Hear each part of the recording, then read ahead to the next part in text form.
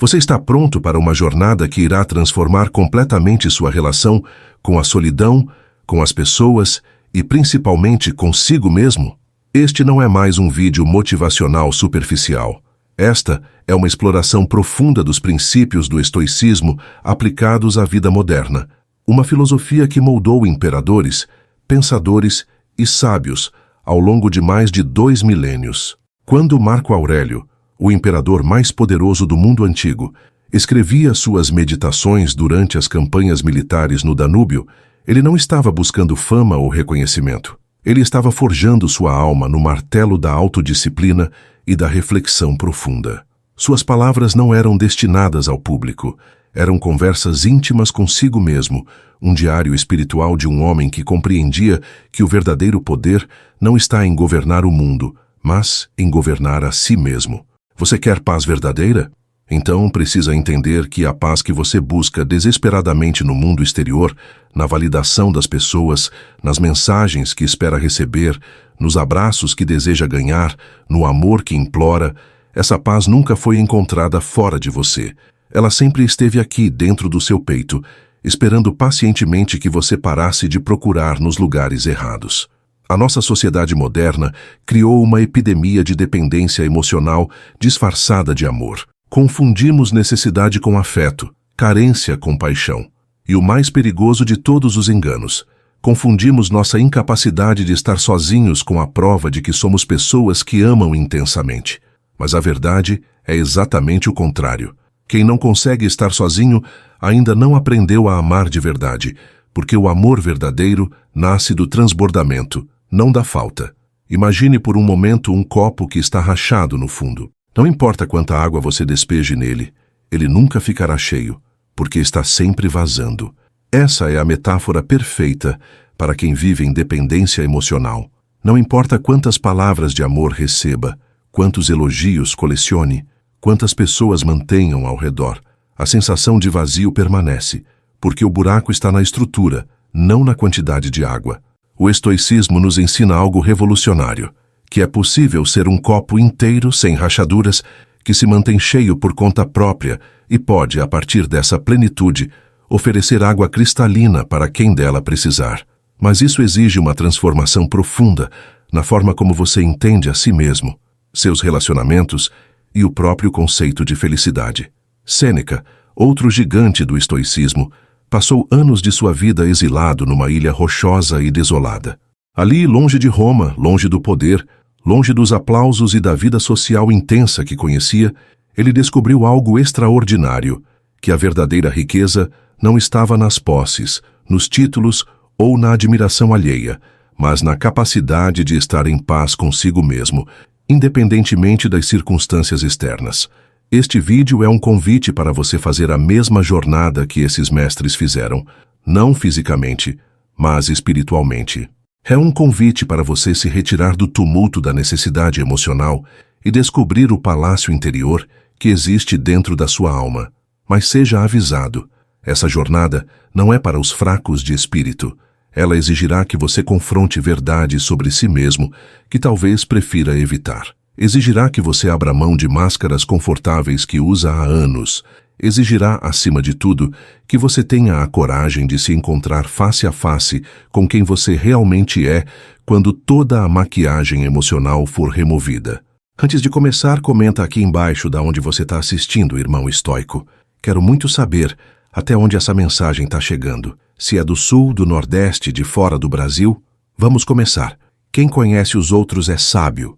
Quem conhece a si mesmo é iluminado. Escreveu Lao Tzu há mais de 2000 anos.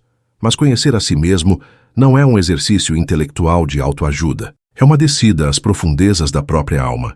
Um mergulho corajoso nas águas turbulentas dos próprios medos, inseguranças e padrões autodestrutivos. Antes de qualquer vitória externa, antes de conquistar o respeito das pessoas, antes de construir relacionamentos saudáveis, antes de alcançar qualquer objetivo que você tenha na vida, existe uma batalha primordial que precisa ser vencida. A batalha contra o homem ferido que habita dentro de você.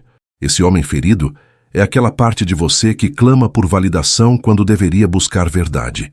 É a parte que se ressente quando não é lembrado, que se diminui para ser aceito, que negocia sua dignidade por migalhas de atenção. É a parte que ainda acredita que sua felicidade virá de fora, que alguém aparecerá para preencher seus vazios e que o amor dos outros é a medida do seu valor. Epicteto, que foi escravo antes de se tornar um dos maiores filósofos da história, conhecia intimamente essa batalha. Ele sabia o que significava ter o corpo aprisionado, mas descobriu algo que seus senhores nunca poderiam imaginar, que a mente pode ser completamente livre, mesmo quando o corpo está acorrentado. Nenhum homem é livre se não é senhor de si mesmo, ele ensinou. E essa lição ecoa através dos séculos com uma força que pode transformar sua vida hoje. A primeira vitória não é conquistar alguém especial, não é conseguir aquele emprego dos sonhos, não é acumular seguidores nas redes sociais, não é ser reconhecido publicamente pelos seus talentos. A primeira vitória é olhar no espelho e reconhecer que você não precisa mais da aprovação de ninguém para se sentir valioso. É perceber que sua paz interior não está à venda no mercado das opiniões alheias. Mas como se alcança essa vitória? Como se derrota esse inimigo interno que sussurra constantemente que você não é suficiente, que precisa ser mais para ser amado, que deve se esforçar mais para ser notado?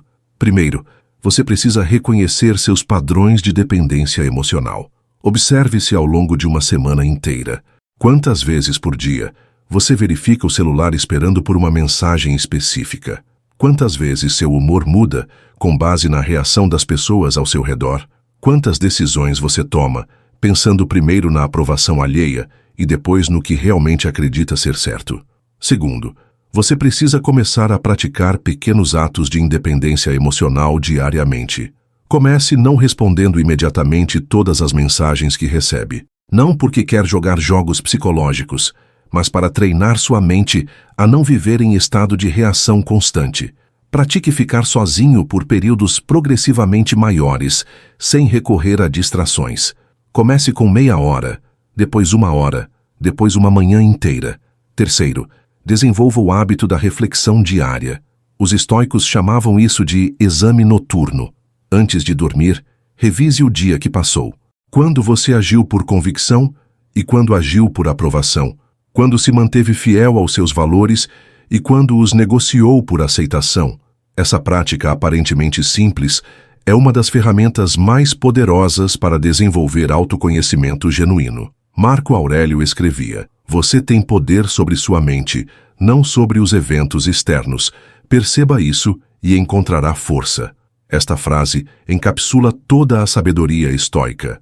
Você não pode controlar se as pessoas vão te amar, mas pode controlar se você vai se amar. Não pode controlar se vão te lembrar, mas pode controlar se você vai se lembrar de quem é. Não pode controlar as reações alheias, mas pode ter domínio total sobre suas próprias reações. A vitória sobre si mesmo é silenciosa, invisível aos olhos do mundo, mas transformadora em sua essência. É quando você para de lutar contra a realidade e começa a dançar com ela. É quando aceita que nem todos vão te entender e tudo bem. Nem todos vão te valorizar, e isso não diminui seu valor. Nem todos vão ficar na sua vida, e essa é a natureza transitória de todas as coisas. Essa vitória se manifesta em pequenos gestos que revelam uma revolução interior. Você não manda mais mensagens desesperadas quando alguém demora para responder. Não cria mais teorias sobre por que fulano te tratou diferente hoje. Não perde mais noites de sono analisando conversas, buscando sinais de rejeição ou aprovação. Sua mente está ocupada com coisas mais elevadas, seus projetos, seus sonhos, sua contribuição para o mundo. A solidão é o espelho mais honesto da alma humana. Ela não mente, não adula, não distorce a realidade para nos fazer sentir melhor. Ela simplesmente reflete quem somos, quando todas as máscaras caem, quando não há plateia para impressionar, quando não há distrações para anestesiar os pensamentos que preferimos evitar. Por isso, a maioria das pessoas tem pavor da solidão verdadeira.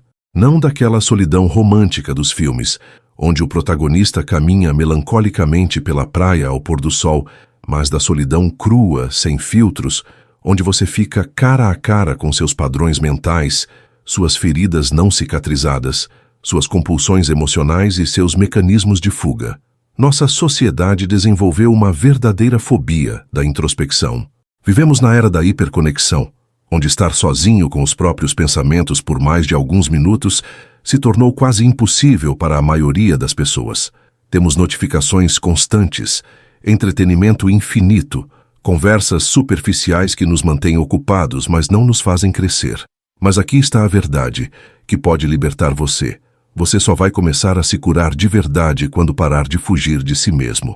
E você só vai se conhecer de verdade quando tiver coragem de ficar sozinho, sem muletas emocionais, sem distrações, sem plateia. Pense em quantas vezes você já se envolveu em relacionamentos ou amizades, não por afinidade genuína, mas por medo da solidão. Quantas vezes aceitou companhias tóxicas só para não enfrentar o silêncio da própria mente? Quantas vezes se perdeu em horas de entretenimento vazio só para evitar algumas horas de reflexão produtiva? A solidão, quando encarada com maturidade e propósito, se torna uma das experiências mais transformadoras que um ser humano pode ter. É nela que você descobre quais pensamentos realmente são seus e quais foram implantados pelas opiniões dos outros. É nela que você distingue entre seus desejos autênticos e aqueles que adotou para ser aceito socialmente. Sêneca passou longos períodos em retiro voluntário, não porque odiasse as pessoas, mas porque compreendia que a alma precisa de silêncio para se reorganizar. Todo novo começo surge do fim de algum outro começo, ele escreveu. E muitas vezes é necessário que você termine com a versão dependente de si mesmo para que possa nascer a versão livre. Durante esses momentos de solidão profunda, várias coisas vão emergir. Primeiro, virão as memórias dolorosas que você tem evitado processar. Aquelas rejeições do passado, aqueles momentos em que se sentiu inadequado, aquelas situações onde foi humilhado ou desvalorizado. É natural que elas venham à tona, porque sua mente está finalmente criando espaço para curá-las. Depois, virão os medos. Medo de não ser digno de amor, medo de ser esquecido, medo de não ser suficientemente especial. Esses medos não são seus inimigos, são mensageiros trazendo informações sobre partes de você que precisam de atenção e cuidado. Em seguida, virão as compulsões. A vontade desesperada de pegar o celular, de ligar para alguém, de buscar qualquer forma de estimulação externa para interromper o processo de autoconhecimento. Essa é a mente resistindo à mudança, preferindo os padrões familiares de dependência aos territórios desconhecidos da liberdade interior. Mas se você permanecer, se não fugir, se respirar fundo e continuar no processo, algo extraordinário começará a acontecer. Você começará a perceber que pode sobreviver aos seus próprios pensamentos e emoções, que a tristeza não vai te destruir, que a ansiedade não vai te enlouquecer, que a raiva não vai te consumir. Você descobrirá que é muito mais forte do que imaginava. E então, no meio desse processo, começará a emergir uma versão de você que talvez nunca tenha conhecido. Uma versão que não precisa da validação constante dos outros para se sentir valiosa.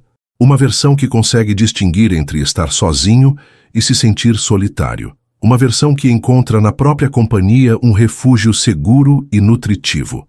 Epicteto, que conhecia intimamente o sofrimento físico e emocional, descobriu que a liberdade verdadeira não está na ausência de problemas, mas na capacidade de manter a serenidade mesmo quando os problemas aparecem. Não são os eventos que perturbam as pessoas, mas os julgamentos que fazem sobre os eventos. Ele ensinou.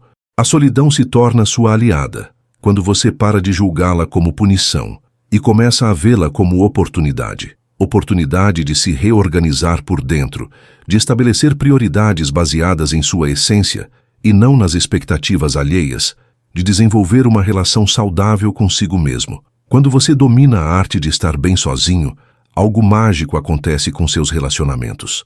Eles deixam de ser baseados na necessidade e passam a ser baseados na escolha. Você não se relaciona mais por carência, mas por abundância. Não busca mais alguém para te completar, mas alguém com quem possa compartilhar sua completude. Existe uma guerra silenciosa acontecendo neste exato momento dentro da sua mente. De um lado está a voz da sua alma, serena, sábia, conectada com sua essência mais profunda. Do outro lado estão as vozes do mundo, barulhentas, ansiosas, sempre exigindo sua atenção, sempre tentando te convencer de que você precisa de mais, de que você não é suficiente, de que a felicidade está sempre no próximo acontecimento, na próxima conquista, na próxima pessoa. A voz da alma sussurra, as vozes do mundo gritam, e em meio a tanto ruído, a maioria das pessoas nunca consegue ouvir a sabedoria que habita em seu próprio interior. Passam a vida inteira buscando respostas fora, quando as respostas mais importantes sempre estiveram dentro, esperando pacientemente por um momento de silêncio para se manifestarem. Marco Aurélio, mesmo sendo o homem mais poderoso do Império Romano, sabia que o verdadeiro poder estava na capacidade de silenciar o mundo exterior para ouvir a sabedoria interior. Suas meditações foram escritas justamente nesses momentos de recolhimento, quando ele se afastava do tumulto das responsabilidades imperiais para se conectar com sua essência. Mas o que significa verdadeiramente silenciar o mundo? Não significa fugir da vida ou se isolar das pessoas. Significa desenvolver a capacidade de não ser dominado pelos estímulos externos. Significa criar momentos sagrados de presença onde você pode ouvir seus próprios pensamentos, sentir suas próprias emoções, conectar-se com seus próprios valores. Vivemos na era da atenção fragmentada. Nossos cérebros estão sendo constantemente bombardeados por notificações, informações, demandas e entretenimento. Desenvolvemos uma espécie de TDAH coletivo, onde nossa capacidade de concentração e reflexão profunda está sendo sistematicamente destruída. Pense no último dia em que você passou pelo menos 2 horas sem pegar no celular, sem consumir nenhum tipo de mídia, sem conversar com ninguém. Para muitas pessoas, isso é quase impensável, mas é exatamente nesses momentos de desconexão digital e social que acontecem as conexões mais importantes. A reconexão consigo mesmo. Sêneca escrevia suas cartas mais profundas durante longos períodos de retiro, quando se afastava voluntariamente das demandas sociais de Roma. A alma precisa de solidão para refletir e crescer, ele observou, e essa observação é ainda mais relevante hoje do que era há 2000 anos. Quando você finalmente cria esses espaços de silêncio em sua vida, várias fases se desenrolam. Primeiro, vem a inquietação. Sua mente, acostumada com estímulos constantes, vai protestar. Vai tentar te convencer de que você está perdendo tempo, de que há coisas mais importantes para fazer. Essa é apenas a mente resistindo à mudança. Segundo, vem a agitação emocional. Sentimentos que você tem evitado vão emergir. Preocupações que você tem empurrado para debaixo do tapete vão exigir atenção. Essa não é uma fase negativa, é uma fase necessária de limpeza emocional. Terceiro, se você permanecer no processo, vem a clareza. Aos poucos, sua mente começa a se aquietar. Os pensamentos compulsivos diminuem. Uma sensação de calma interior começa a se instalar. E é nesse estado que você pode finalmente ouvir a voz da sabedoria interior. Essa voz não fala com palavras dramáticas. Ela se manifesta através de intuições, de uma sensação de saber, que não vem do raciocínio, mas de uma fonte mais profunda. É ela que te diz quando um relacionamento não está te fazendo bem, mesmo que a pessoa seja perfeita no papel. É ela que te orienta sobre decisões importantes quando a lógica sozinha não é suficiente. Mas para ouvir essa voz, você precisa estar disposto a questionar as vozes que têm dominado sua mente. Quantas das suas preocupações diárias realmente importam? Quantos dos seus medos são baseados em realidades concretas e quantos são fantasias criadas pela ansiedade? Quantas das suas necessidades emocionais são genuínas e quantas foram criadas pela comparação com os outros? O silêncio sagrado não é vazio, é cheio de presença, não é ausência de som, é ausência de ruído. No meio desse silêncio, você redescobre coisas sobre si mesmo que havia esquecido, seus verdadeiros interesses, seus valores mais profundos, suas capacidades não exploradas e, mais importante ainda, você redescobre sua capacidade natural de estar em paz. Não a paz que vem depois de conquistar algo, não a paz que depende de circunstâncias favoráveis, mas a paz que é sua natureza essencial quando você não está em guerra com a realidade. Quando você domina a arte de silenciar o mundo interior, algo extraordinário acontece com sua vida exterior. Você para de tomar decisões baseadas no que os outros vão pensar e começa a tomar decisões baseadas no que ressoa com sua alma. Você para de buscar aprovação e começa a viver por convicção. Antes de seguir, quero mandar um abraço forte para o irmão Carlos Mbembo, que disse aceitar plenamente os conselhos valiosos e quer mais ensinamentos para enriquecer a mente. Carlos, sua busca por sabedoria é como um rio que nunca para de correr, sempre aberto para receber novas águas e se tornar ainda mais profundo. Saber que os conteúdos estoicos estão ajudando você nessa caminhada e despertando essa fome de conhecimento é motivo de grande alegria para a nossa comunidade. É bom demais ter você com a gente expandindo cada vez mais os horizontes da reflexão e da consciência, Carlos. Um abraço, meu querido. Seguimos então. A solidão, quando compreendida em sua verdadeira essência, não é um acidente da vida nem uma punição do destino. Ela é um dos treinamentos espirituais mais sofisticados e transformadores disponíveis ao ser humano. É uma academia onde a alma desenvolve músculos que não podem ser fortalecidos de nenhuma outra forma. Observe a vida dos grandes mestres espirituais, filósofos e líderes que moldaram a humanidade. Jesus se retirava regularmente para o deserto, passando 40 dias em jejum e contemplação. Buda alcançou a iluminação durante uma longa vigília solitária sob a árvore Bodhi. Gandhi desenvolvia suas estratégias mais revolucionárias durante períodos de silêncio e reflexão. Não era coincidência, era necessidade. A alma precisa de solidão como o corpo precisa de exercício. Ela precisa de momentos onde não há ninguém para impressionar, ninguém para agradar, nenhuma máscara para usar. É nesses momentos que ela pode finalmente respirar, se reorganizar e lembrar de quem realmente é por baixo de todas as camadas de condicionamento social. Mas há uma diferença fundamental entre solidão passiva e solidão ativa. A solidão passiva é aquela que acontece por circunstâncias externas. Você foi deixado por alguém, perdeu amigos, se encontra isolado por situações fora do seu controle. Essa solidão pode ser dolorosa e destrutiva se não for bem compreendida. A solidão ativa, por outro lado, é uma escolha consciente. É você reconhecendo que precisa de tempo e espaço para se reconectar consigo mesmo. É um retiro voluntário onde você cria condições ideais para o crescimento interior. É nessa solidão que acontece a verdadeira transformação. Marcos Aurelius, mesmo sendo o imperador mais ocupado de sua época, criava religiosamente momentos de solidão ativa. Era durante suas campanhas militares, nos momentos entre as batalhas e decisões políticas, que ele escrevia suas reflexões mais profundas. Ele sabia que sem esses momentos de recolhimento, seria apenas um administrador eficiente, não um líder sábio. O treinamento espiritual da solidão desenvolve várias capacidades essenciais.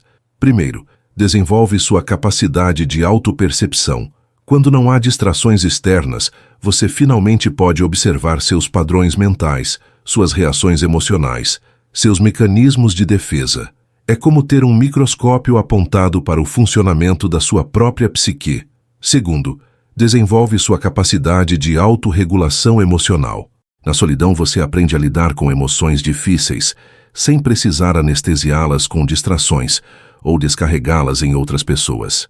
Você desenvolve a habilidade de sentir completamente uma emoção, compreender sua mensagem e então deixá-la passar naturalmente.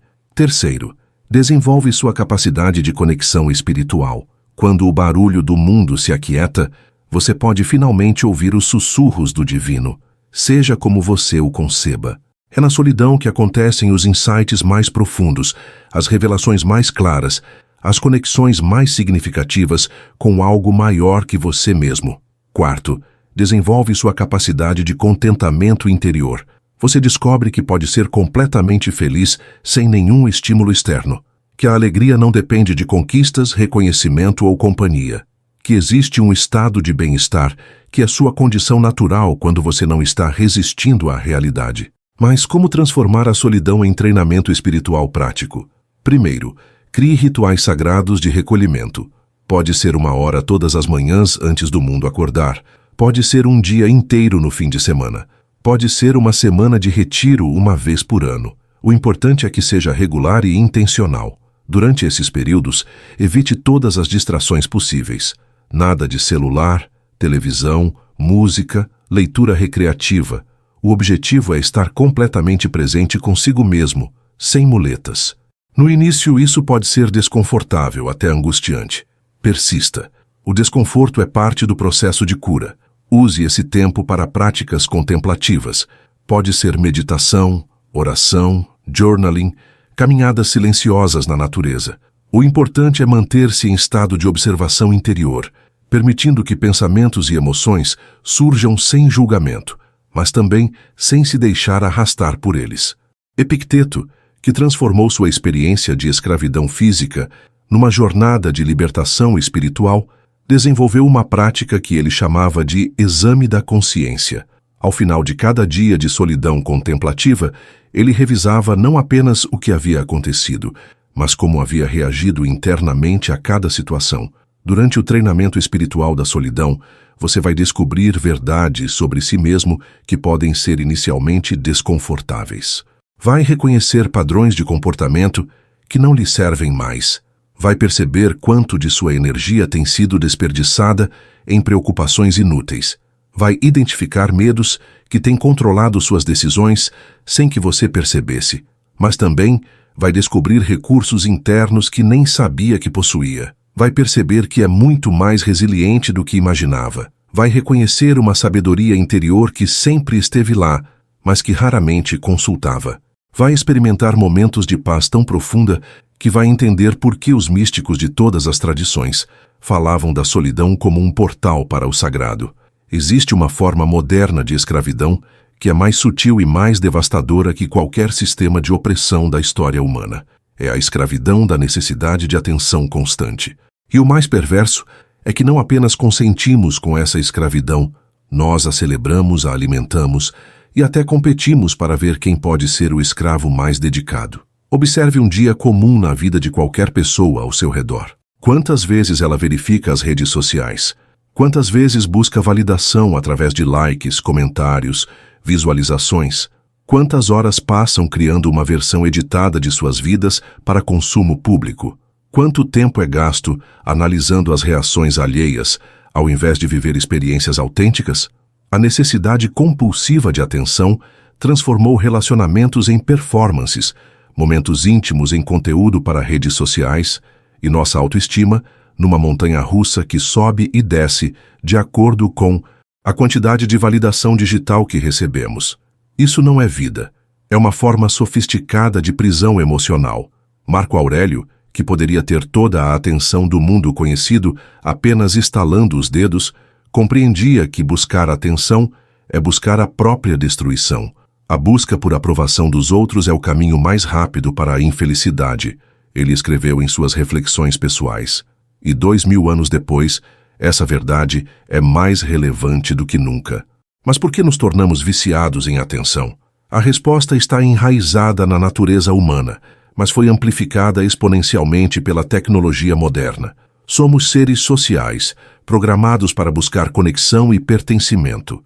No passado, essa necessidade era satisfeita através de relações profundas com um número pequeno de pessoas, família, tribo, comunidade local. Hoje vivemos numa aldeia global onde somos constantemente expostos a milhões de pessoas, onde nossa relevância é medida por métricas digitais, onde nossa autoestima depende da aprovação de desconhecidos. É como se tivéssemos pegado um instinto que evoluiu para grupos de 150 pessoas e o aplicássemos a uma audiência de potencialmente bilhões. O resultado é previsível: ansiedade crônica, depressão, sensação constante de inadequação, vício em comparação, incapacidade de estar presente nos próprios momentos. Vivemos nossas vidas como se fossem espetáculos para uma audiência invisível, sempre nos perguntando: como isso vai soar no Instagram? Como essa foto vai ficar no Stories? O que as pessoas vão pensar? Sêneca observou algo profundo sobre a natureza humana. É impossível que alguém seja feliz se viver sempre preocupado com a opinião dos outros. Ele não estava falando apenas da opinião de pessoas próximas. Estava falando de qualquer forma de dependência da validação externa como fonte de bem-estar. A libertação dessa escravidão começa com uma decisão radical: a decisão de viver sua vida principalmente para uma audiência de uma pessoa, você mesmo, não de forma narcisista ou egoísta, mas de forma autêntica e íntegra. Quando você aprende a ser sua própria fonte de aprovação, paradoxalmente, se torna muito mais interessante e magnético para os outros. Imagine como seria sua vida se você não precisasse da validação de ninguém para se sentir valioso. Se não checasse compulsivamente o celular esperando por mensagens que confirmem sua relevância. Se não criasse expectativas sobre como os outros devem reagir ao seu carinho, aos seus gestos, à sua presença. Essa liberdade não acontece da noite para o dia. É um processo gradual de desintoxicação emocional. Começa com pequenos gestos de independência. Não postar aquela foto que você estava morrendo de vontade de postar só para ver a reação das pessoas. Não verificar quantos likes seu último post recebeu. Não responder mensagens imediatamente só para mostrar disponibilidade. Mais importante ainda, comece a cultivar experiências que são valiosas por si mesmas, independentemente de quem vai saber sobre elas. Leia um livro que ninguém vai comentar. Faça uma caminhada sem fotografar a paisagem. Tenha uma conversa profunda sem transformá-la em conteúdo para as redes sociais. Epicteto, que conhecia a escravidão literal, desenvolveu uma técnica poderosa para a liberdade mental. Ele chamava de reserva de julgamento. Sempre que se percebia buscando aprovação externa, ele pausava e se perguntava: essa pessoa cuja aprovação eu busco tem autoridade moral sobre minha vida? Ela conhece meus valores, meus sonhos, minha jornada íntima? Por que estou dando a ela o poder de determinar meu valor? A resposta quase sempre era óbvia. A maioria das pessoas cuja aprovação buscamos nem sequer nos conhece verdadeiramente. Estamos entregando nossa autoestima para a avaliação de pessoas que têm uma visão superficial de quem somos, baseada em fragmentos editados que escolhemos mostrar. A verdadeira paz nasce quando você finalmente compreende que não precisa ser compreendido por todos, admirado por todos, lembrado por todos. Você precisa ser fiel à sua própria consciência, precisa viver de acordo com seus valores mais profundos. Precisa se tornar a pessoa que você respeita, independentemente de quantas outras pessoas compartilham desse respeito. Quando você para de implorar atenção, algo mágico acontece. Você se torna naturalmente mais interessante. A autenticidade é magnética. A integridade é atraente. A paz interior é contagiosa. As pessoas começam a gravitar em sua direção não porque você está performando para elas, mas porque você irradiava algo genuíno. Mas cuidado para não transformar essa filosofia numa nova forma de performance. Não se torne alguém que performa desapego, que finge não se importar com a opinião dos outros como uma nova estratégia para conseguir atenção. Isso seria apenas trocar uma prisão por outra. A libertação verdadeira é silenciosa, íntima, profunda. Ela se manifesta numa tranquilidade que não precisa ser anunciada, numa confiança que não precisa ser provada, numa alegria que não depende de plateia. Existe uma palavra no vocabulário espiritual que causa mais confusão e resistência do que qualquer outra: desapego.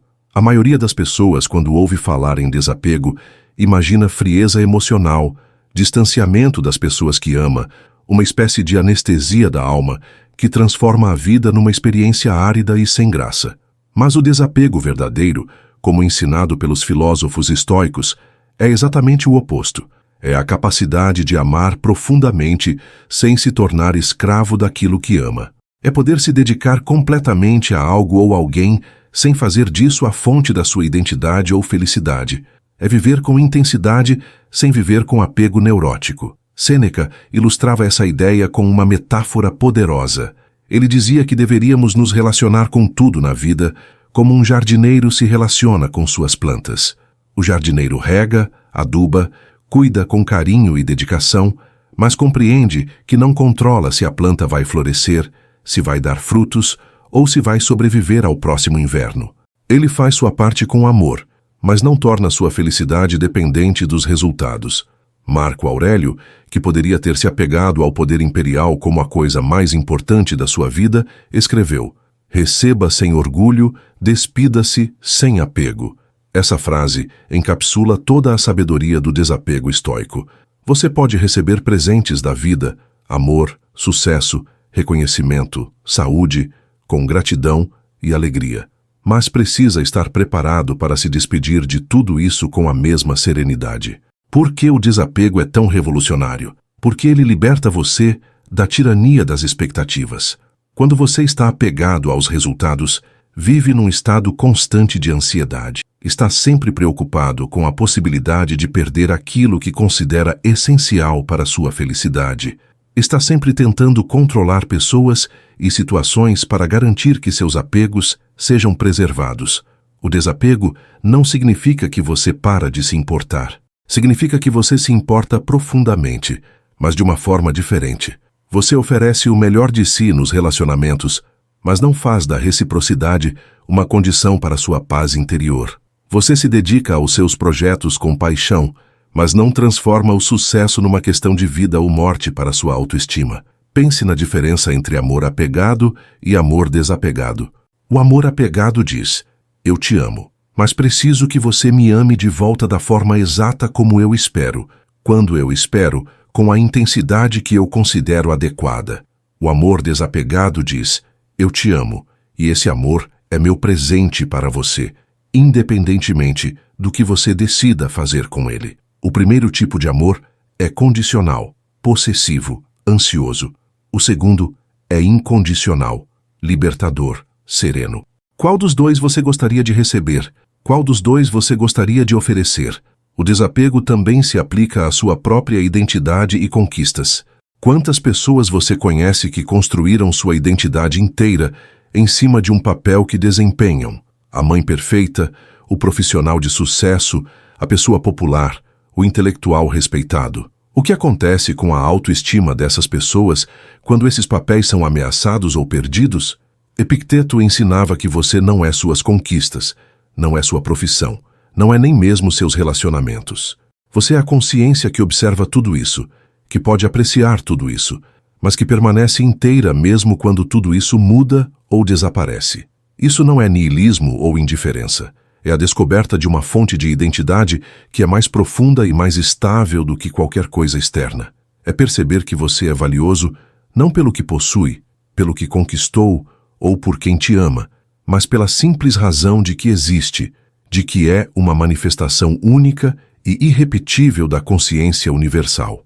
O desapego prático se desenvolve através de pequenos exercícios diários. Comece praticando com coisas pequenas. Faça um favor para alguém sem esperar agradecimento. Dê um presente sem esperar retribuição. Elogie alguém sem esperar que o elogio seja reconhecido ou devolvido. Observe como sua mente reage quando você não recebe o retorno esperado. Observe a tendência natural de criar narrativas sobre ingratidão, sobre não ser valorizado, sobre ter se decepcionado com as pessoas. Essa é sua mente apegada em ação. Reconheça esses pensamentos sem julgamento, mas também sem se deixar dominar por eles. Gradualmente, expanda essa prática para áreas mais importantes da sua vida. Ofereça seu melhor nos relacionamentos sem fazer da reciprocidade uma obrigação. Trabalhe com dedicação sem fazer do reconhecimento profissional a medida do seu valor. Cuide da sua saúde e aparência sem fazer disso a base da sua autoestima. O desapego verdadeiro não acontece através da repressão emocional. Você não vai deixar de sentir tristeza quando algo importante termina, ou frustração quando um projeto não dá certo, ou saudade quando alguém querido se afasta. O desapego está na sua capacidade de sentir essas emoções completamente sem ser destruído por elas. É como aprender a surfar. No início, cada onda pode te derrubar. Com o tempo, você aprende a navegar pelas ondas emocionais, mantendo o equilíbrio. Você sente a força da água, mas não é arrastado por ela. Você dança com a onda ao invés de lutar contra ela. Sêneca escreveu uma das frases mais lindas sobre esse processo. Todo novo começo surge do fim de algum outro começo. Quando você pratica o desapego, não está se preparando para perder coisas importantes. Está se preparando para receber coisas novas que só podem chegar quando você tem espaço interior para acolhê-las. Antes de seguir, quero mandar um abraço forte para a irmã Dolores Santos, que está acompanhando a gente direto de São Paulo. e disse que se sente uma pessoa muito melhor depois de conhecer nosso conteúdo. Dolores, suas palavras são como um raio de luz que confirma que a sabedoria só faz sentido quando toca e transforma vidas de verdade. Saber que o estoicismo está ajudando você a crescer por dentro e trazendo mais clareza para os seus dias enche nossa comunidade de alegria. É bom demais ter você com a gente nessa caminhada de reflexão e autoconhecimento. Dolores, um abraço, minha querida. Seguimos então. A liberdade verdadeira não é um acidente feliz que acontece quando as circunstâncias externas se alinham perfeitamente. Ela é uma construção deliberada, uma arquitetura cuidadosamente planejada e pacientemente edificada no terreno da sua própria consciência. É um projeto que exige tempo, dedicação e um entendimento profundo dos materiais com os quais você está trabalhando. Marco Aurélio compreendia isso quando escrevia: "Você pode cometer uma injustiça não fazendo nada." Ele não estava falando apenas de injustiças contra os outros, mas principalmente da injustiça que cometemos contra nós mesmos quando não assumimos a responsabilidade ativa pela construção da nossa liberdade interior. A maioria das pessoas vive como inquilino da própria mente. Deixa que pensamentos aleatórios, emoções descontroladas, padrões herdados dos outros determinem a qualidade da sua experiência diária. Mas é possível se tornar o arquiteto consciente da sua vida interior, escolhendo deliberadamente quais estruturas mentais e emocionais você quer construir e habitar. A primeira etapa dessa arquitetura é a fundação, o autoconhecimento radical. Você precisa mapear completamente o território da sua mente. Quais são seus padrões de pensamento dominantes? Em que situações você reage automaticamente e de que forma? Quais são seus gatilhos emocionais mais sensíveis?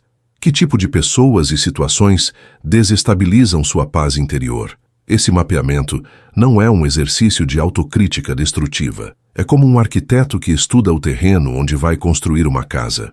Ele precisa conhecer a composição do solo, os declives, as correntes de água subterrânea, não para criticar o terreno, mas para trabalhar com suas características naturais da forma mais harmoniosa possível. Sêneca desenvolveu um método sistemático para esse mapeamento que ele chamava de exame diário. Toda noite, antes de dormir, ele revisava o dia que havia passado, não como um juiz severo, mas como um cientista curioso. Que situações haviam perturbado sua serenidade? Como havia reagido a críticas, elogios, frustrações? Em que momentos havia agido por impulso e em que momentos havia agido por princípio? A segunda etapa é a demolição consciente. Assim como um arquiteto às vezes precisa demolir estruturas antigas antes de construir algo novo, você precisa identificar e desmantelar os padrões mentais que não servem mais à sua liberdade. Isso inclui crenças limitantes sobre si mesmo, hábitos emocionais destrutivos e mecanismos de defesa que já cumpriram sua função, mas agora se tornaram prisões. Essa demolição é talvez a parte mais difícil do processo, porque envolve abrir mão de aspectos da sua identidade que podem ter servido como proteção durante anos. Talvez você tenha se acostumado a ser a pessoa que sempre diz sim para evitar conflitos. Talvez tenha desenvolvido o hábito de se fazer de vítima para conseguir atenção. Talvez tenha construído sua identidade em cima da necessidade de ser sempre forte e nunca mostrar vulnerabilidade. Esses padrões não são necessariamente maus. Eles provavelmente surgiram como estratégias adaptativas em algum momento da sua vida. Mas, se agora estão limitando sua capacidade de viver com autenticidade e liberdade, é hora de agradecê-los pelos serviços prestados e se despedir deles. A terceira etapa é a construção propriamente dita. Com a fundação do autoconhecimento estabelecida e o terreno limpo das estruturas obsoletas, você pode começar a edificar deliberadamente as qualidades que quer desenvolver. Isso não é uma questão de pensamento positivo superficial ou afirmações vazias. É um trabalho sistemático de treinamento mental e emocional. Se você quer desenvolver mais serenidade diante dos conflitos, não basta decidir que vai ser mais calmo. Você precisa estudar a natureza dos conflitos, compreender seus próprios gatilhos, praticar técnicas de regulação emocional expor-se gradualmente a situações desafiadoras para fortalecer sua capacidade de resposta consciente.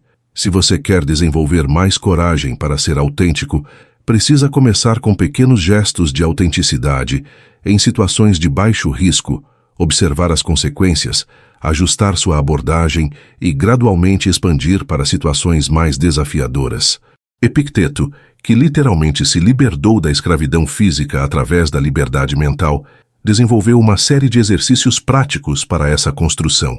Um dos mais poderosos era o que ele chamava de visão do alto. Regularmente, ele se imaginava observando sua própria vida de uma perspectiva cósmica, vendo seus problemas cotidianos no contexto da vastidão do universo e da brevidade da existência humana. Esse exercício não tinha como objetivo minimizar a importância das suas experiências, mas colocá-las em perspectiva adequada. Aquela discussão que está consumindo sua energia há semanas realmente merece tanto poder sobre sua paz interior? Aquela rejeição que está afetando sua autoestima há meses realmente define seu valor como ser humano? A quarta etapa é a manutenção constante. Uma casa não permanece em boas condições sozinha. Ela precisa de cuidados regulares, pequenos reparos, limpeza constante. Da mesma forma, sua liberdade interior precisa de manutenção diária. Isso inclui práticas regulares de reflexão, momentos de silêncio contemplativo, revisão constante dos seus valores e princípios. Marco Aurélio mantinha essa prática mesmo no auge das suas responsabilidades imperiais. Suas meditações são essencialmente registros dessa manutenção constante da sua arquitetura interior. Ele constantemente se relembrava dos princípios estoicos, observava seus próprios desvios, ajustava sua rota mental e emocional. A quinta e última etapa é a habitação consciente. Uma vez que você construiu uma estrutura sólida de liberdade interior, precisa aprender a viver nela plenamente. Isso significa confiar nas bases que construiu, habitar com gratidão o espaço interno que criou e oferecer hospitalidade generosa para as experiências que a vida trouxer. Quando você habita conscientemente sua liberdade interior, para de ser uma pessoa que reage constantemente às circunstâncias e se torna alguém que responde a partir de um centro estável. Você deixa de ser um barco à deriva no oceano das emoções alheias e se torna um farol que emite sua própria luz, independentemente das tempestades que possam estar acontecendo ao redor. Existe um momento na jornada de toda pessoa consciente em que ela percebe uma verdade ao mesmo tempo libertadora e assustadora. Ela não precisa de ninguém para estar bem. Não precisa de aprovação para se sentir valiosa, de companhia para se sentir completa, de reconhecimento para se sentir importante. Essa percepção marca o nascimento da autonomia emocional verdadeira. A autonomia emocional não é isolamento social nem frieza afetiva. É a capacidade de manter seu equilíbrio interior independentemente das flutuações do mundo exterior. É poder ofertar amor sem depender de recebê-lo na mesma medida. É conseguir estar profundamente conectado com as pessoas sem fazer dessa conexão uma condição para sua paz interior. Sêneca vivia essa autonomia de forma exemplar. Durante seu exílio forçado na ilha da Córcega, longe de Roma, separado dos amigos, privado de todas as facilidades e prazeres da vida urbana, ele não apenas manteve sua serenidade, como produziu alguns de seus escritos mais profundos e inspiradores. A mente que encontrou seu centro permanece firme mesmo quando tudo ao redor está em movimento, ele observou. Mas como se desenvolve essa autonomia sem cair na armadilha do isolamento emocional? A chave está em compreender a diferença entre necessidade e escolha. Quando você precisa de algo ou alguém para estar bem, você está numa posição de fraqueza, vulnerabilidade e dependência. Quando você escolhe algo ou alguém a partir de um estado de completude, você está numa posição de força, liberdade e generosidade. Observe a diferença. Eu preciso que você me ame para me sentir valioso, versus eu escolho te amar porque meu coração transborda amor. A primeira afirmação coloca você numa posição de mendigo emocional. A segunda coloca você numa posição de abundância e oferecimento. Marco Aurélio articulava essa autonomia de uma forma poética. Seja como a rocha que as ondas continuam batendo. Ela permanece firme e ao redor dela As águas furiosas se acalmam. Essa é a postura da autonomia emocional. Você se torna um ponto de estabilidade no meio do caos, não porque é insensível, mas porque desenvolveu raízes profundas. A autonomia emocional se desenvolve através de várias etapas. Primeiro, você precisa identificar suas dependências emocionais. De que você depende para se sentir bem? Da atenção de pessoas específicas?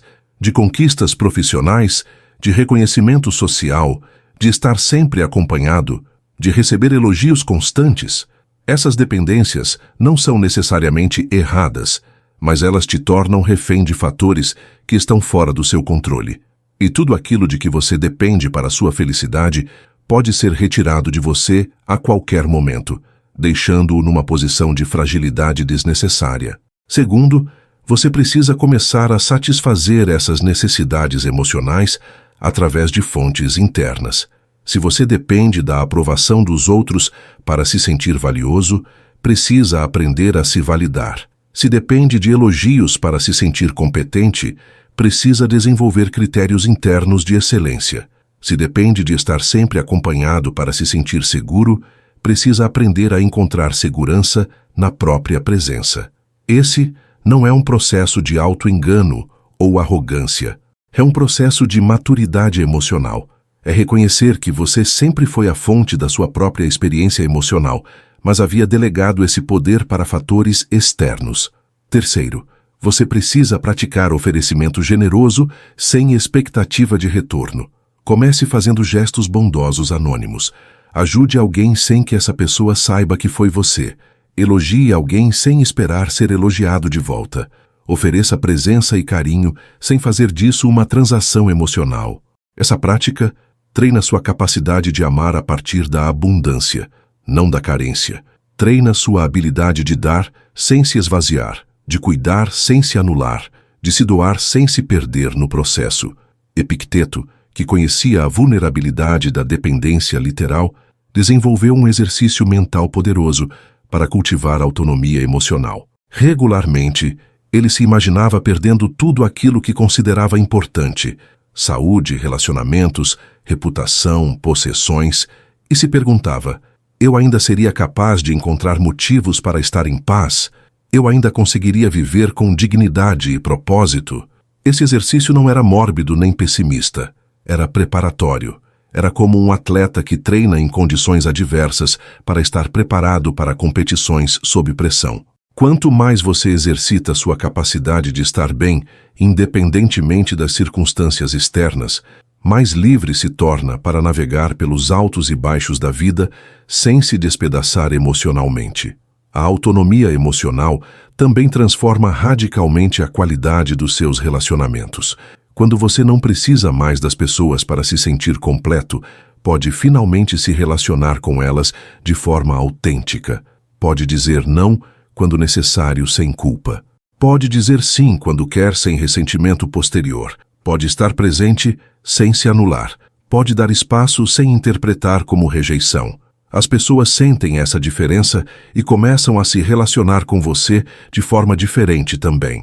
Você não desperta mais o instinto protetor ou salvacionista das pessoas, porque claramente não precisa ser salvo.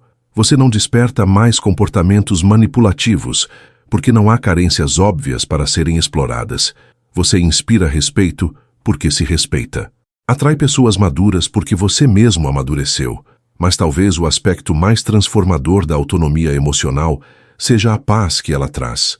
Quando você não precisa mais da aprovação do mundo para se sentir bem consigo mesmo, uma serenidade profunda se instala na sua vida. Você para de viver na montanha-russa emocional, das expectativas não atendidas, das comparações dolorosas, das necessidades não satisfeitas. Você descobre que pode ser feliz numa terça-feira qualquer, sem motivo especial, simplesmente porque existe, porque respira, porque é uma manifestação única da consciência universal. Essa felicidade não é eufórica nem dependente de circunstâncias. É estável, silenciosa, profunda, como um rio que corre constante por baixo de todas as tempestades da superfície. Chegamos ao final de uma jornada que, na verdade, é apenas o começo de uma revolução muito mais profunda. A revolução silenciosa que acontece quando você finalmente escolhe ser inteiro, mesmo estando sozinho. Esta não foi apenas uma conversa sobre solidão ou relacionamentos. Foi um convite para você recuperar a soberania sobre sua própria vida emocional. O que acontece quando você verdadeiramente integra todos esses princípios na sua vida? Quando você para de esperar que o mundo te ofereça conforto e aprende a ser sua própria fonte de serenidade. Quando domina a arte de estar sozinho, sem se sentir abandonado. Quando desenvolve a capacidade de amar profundamente, sem se tornar escravo daquilo que ama. A transformação é silenciosa, mas radical. Você não acorda um dia gritando, Eureka, estou livre. A liberdade emocional se instala como um amanhecer gradual, quase imperceptível no início, mas que eventualmente ilumina toda a paisagem da sua experiência. Primeiro, você percebe que não verifica mais o celular compulsivamente, esperando por mensagens que validem sua existência. As notificações perdem a urgência neurótica que antes tinham. Você responde quando quer responder, não quando a ansiedade exige. Segundo, você nota que seu humor não oscila mais de acordo com o tratamento que recebe das pessoas. Alguém pode estar mal-humorado com você e você não interpreta automaticamente como um reflexo do seu valor. Você consegue ver o estado emocional dos outros como informação sobre eles, não como veredicto sobre você. Terceiro, você descobre uma capacidade surpreendente de apreciar sua própria companhia. Aqueles momentos de solidão que antes causavam ansiedade, agora se tornam oportunidades preciosas de reconexão com sua essência. Você pode passar horas sozinho sem sentir que está perdendo tempo ou sendo antissocial. Quarto, seus relacionamentos se transformam completamente. Você para de atrair pessoas que precisam ser salvas ou que querem te salvar. Começam a gravitar ao seu redor pessoas que, como você, estão interessadas em crescimento mútuo, não em dependência emocional. A qualidade das suas conexões melhora drasticamente, porque você não está mais procurando alguém para te completar. Quinto, você desenvolve uma estranha impermeabilidade às pequenas turbulências da vida social. Não ser convidado para aquela festa não arruína seu fim de semana. Não receber resposta imediata no WhatsApp não deflagra teorias conspiratórias sobre o que você pode ter feito de errado. Você entende que as ações das pessoas refletem mais sobre elas do que sobre você. Sexto, você descobre uma fonte inesgotável de motivação interna. Seus projetos, sonhos e objetivos não dependem mais da aprovação ou do acompanhamento de outras pessoas para se manterem vivos. Você se torna capaz de trabalhar em silêncio durante anos, se necessário, alimentado apenas pela convicção de que está fazendo algo significativo. Sétimo, você desenvolve a habilidade rara de estar completamente presente nos momentos com outras pessoas, porque não está mais ansioso sobre como está sendo percebido ou se está causando boa impressão. Sua atenção pode ser totalmente dedicada à experiência compartilhada, não à performance pessoal. Mas a transformação mais profunda talvez seja espiritual. Quando você para de buscar salvação nos outros, pode finalmente encontrar o sagrado dentro de si mesmo. Quando não precisa mais ser escolhido pelas pessoas, pode sentir-se escolhido pela vida, pelo universo, por Deus, como queira chamar a força misteriosa que te trouxe à existência. Marco Aurélio escreveu: confessa a ti mesmo de manhã, hoje encontrarei interferência, ingratidão, insolência, deslealdade, má vontade e egoísmo. Mas ele não escrevia isso como pessimismo. Ele escrevia como preparação. Quando você está preparado para receber o mundo como ele é, não como você gostaria que fosse, nada pode perturbar sua paz interior. Essa é a verdadeira liberdade. Não a ausência de problemas, mas a presença de uma força interior que permanece inabalável diante de qualquer problema. Não a garantia de que todos vão te amar, mas a certeza de que você pode estar em paz mesmo quando não é amado da forma como gostaria. Não significa que você vai parar de sentir tristeza quando relacionamentos terminam, ou frustração quando projetos não dão certo, ou saudade quando pessoas queridas se afastam. Significa que você vai sentir essas emoções completamente, sem resistência, mas também sem ser destruído por elas. Elas vão passar através de você como ondas através de uma rocha no oceano. Te tocam, mas não te movem do lugar. Esta jornada que começamos juntos hoje não termina quando este vídeo acaba. Na verdade, ela está apenas começando. Cada dia vai ser uma oportunidade de praticar esses princípios, de fortalecer esses músculos emocionais, de aprofundar essa revolução interior. Haverá dias em que você vai esquecer tudo isso e voltar aos padrões antigos de dependência e carência. Isso é normal. A transformação não é linear. Haverá recaídas, momentos de fraqueza, períodos em que você vai se pegar implorando novamente por atenção e validação. Quando isso acontecer, não se julgue. Simplesmente observe, respire e retome a prática. Lembre-se sempre, você não nasceu para mendigar amor, atenção ou reconhecimento. Você nasceu para transbordar essas qualidades a partir da sua própria plenitude. Não veio ao mundo para ser escolhido por outros, mas para se escolher a cada dia. Não está aqui para ser lembrado por todos, mas para nunca se esquecer de quem realmente é. A maior revolução que você pode fazer na sua vida não acontece nas ruas. Não precisa de manifestações nem discursos inflamados. Ela acontece no silêncio do seu quarto, na solidão dos seus pensamentos, na intimidade da sua alma. É a revolução de se tornar livre de verdade, livre da opinião dos outros, livre da necessidade de aprovação constante, livre da escravidão emocional que mantém a maioria das pessoas acorrentadas a vida inteira. Quando você se liberta, liberta também todos ao seu redor. Sua liberdade dá permissão para que outros busquem a própria liberdade. Seu desapego ensina desapego.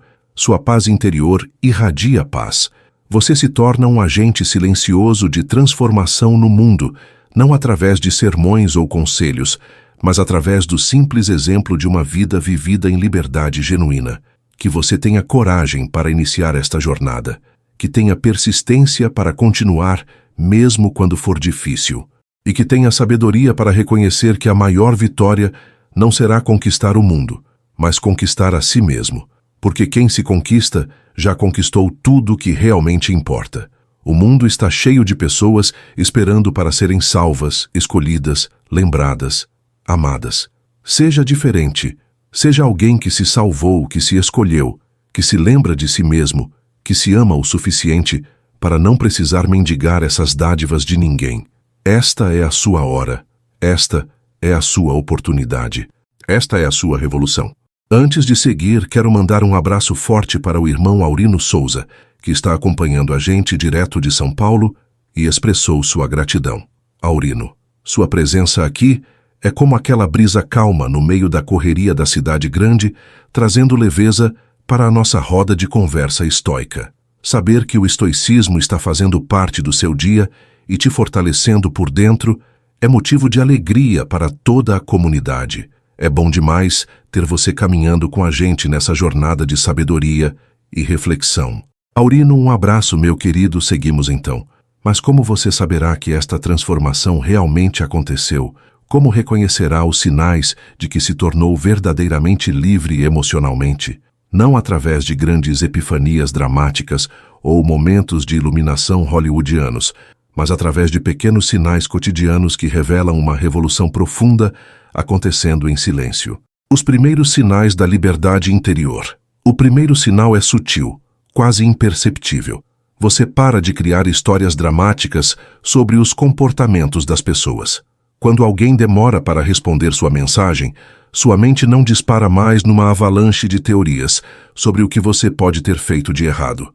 Quando um amigo está distante, você não interpreta automaticamente como rejeição pessoal. Você simplesmente aceita que as pessoas têm ritmos diferentes, prioridades diferentes, momentos internos diferentes.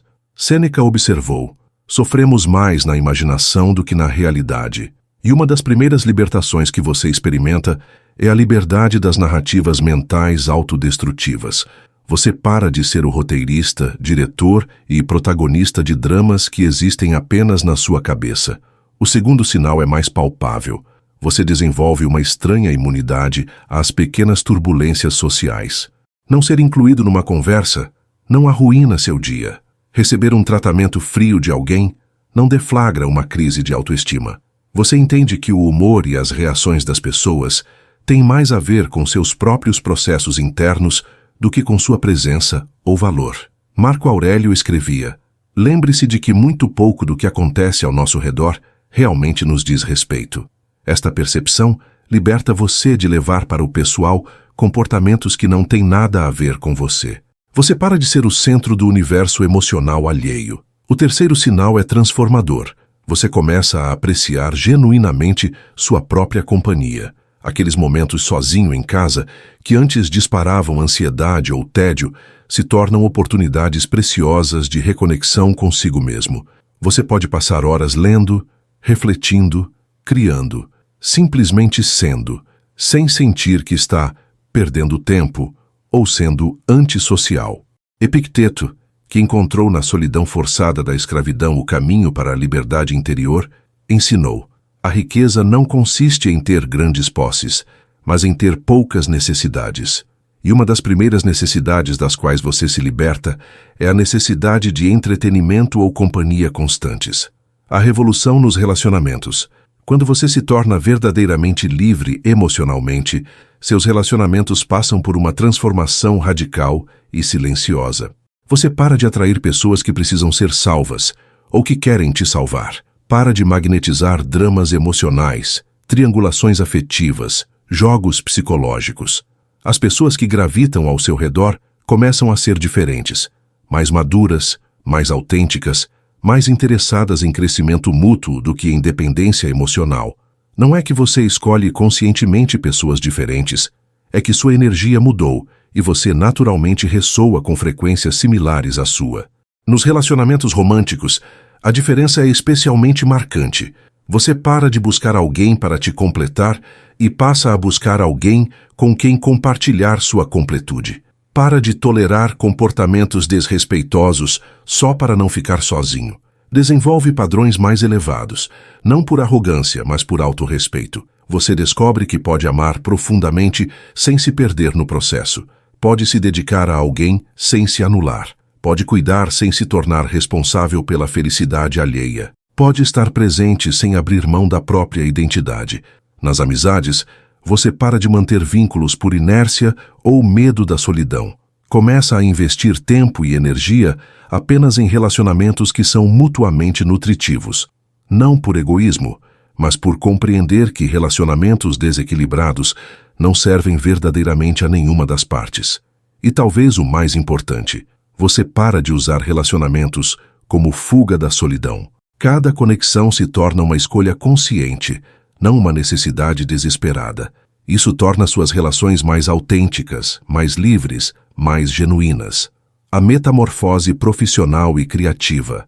A liberdade emocional também transforma radicalmente sua relação com o trabalho e a criatividade. Quando você não depende mais da aprovação constante dos outros para validar seu valor, pode finalmente perseguir projetos que realmente ressoam com sua alma, mesmo que não sejam populares ou imediatamente lucrativos. Você para de escolher carreiras ou projetos baseando-se principalmente no que os outros vão pensar. Para de modificar suas ideias criativas para agradar plateias imaginárias. Desenvolve coragem para expressar sua visão única do mundo, mesmo que isso signifique não agradar a todos. Marco Aurélio, mesmo sendo imperador, a profissão mais pública e exposta que se pode imaginar, mantinha uma vida interior rica e privada que não dependia da aprovação dos súditos. Ele sabia que o trabalho externo era importante, mas que a obra mais significativa acontecia no laboratório silencioso da própria consciência. Quando você se liberta da necessidade de aprovação profissional constante, paradoxalmente se torna mais competente e respeitado. Você pode se concentrar na excelência do trabalho em si, não na performance para impressionar outros. Pode assumir riscos criativos, defender ideias impopulares, liderar com autenticidade. E talvez mais importante, você pode lidar com críticas e rejeições profissionais sem que elas destruam sua autoestima. Você entende que críticas ao seu trabalho não são ataques à sua identidade. Pode receber feedback, mesmo negativo, como informação útil, não como veredicto sobre seu valor como pessoa. A espiritualidade da independência. Uma das transformações mais profundas que acontece quando você alcança verdadeira independência emocional é espiritual. Quando para de buscar salvação nos outros, pode finalmente encontrar o sagrado dentro de si mesmo. Quando não precisa mais ser escolhido pelas pessoas, pode sentir-se escolhido pela própria vida. Esta não é necessariamente uma espiritualidade religiosa tradicional, embora possa incluir isso. É mais uma percepção profunda de conexão com algo maior que você mesmo, seja isso Deus, o universo, a consciência cósmica ou simplesmente o mistério extraordinário de estar vivo. Sêneca escrevia sobre essa experiência. Quando você compreende que não é separado do cosmos, mas uma expressão única dele, todo medo de inadequação desaparece. Você para de se sentir como um acidente isolado num universo indiferente e começa a se perceber como uma manifestação intencional da própria força que criou as estrelas. Essa percepção espiritual traz uma serenidade que não depende de circunstâncias externas. Você pode estar passando por dificuldades concretas, problemas financeiros, desafios de saúde, perdas importantes, e ainda assim manter uma sensação fundamental de que está exatamente onde precisa estar.